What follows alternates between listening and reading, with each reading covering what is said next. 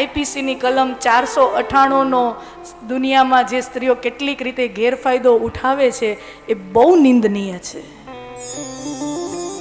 આપણે સમાજોમાં જોઈએ છીએ કાયદાનો, કારણ કે દરેક કાયદો છે ને સ્ત્રી તરફ વધારે ઢળે છે.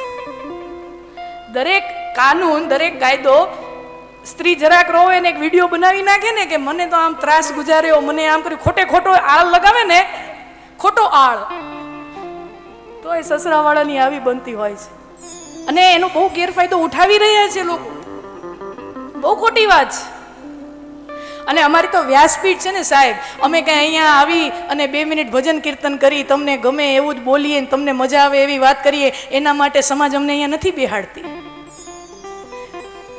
અમે સમાજનું અવલોકન કરીએ, સમાજને દૂરથી જોઈએ, અને ક્યાંક ક્યાંક ન ગમે એવી વાતો હોય તો સમાજને ચીટીઓ ભરી અને મીઠી રીતે કહેવાની અમારો ફરજ છે.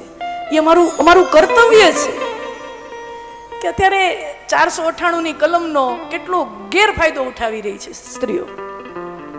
એક સ્ત્રી હોવાના નાતે હું આ કહું છું. બોલો.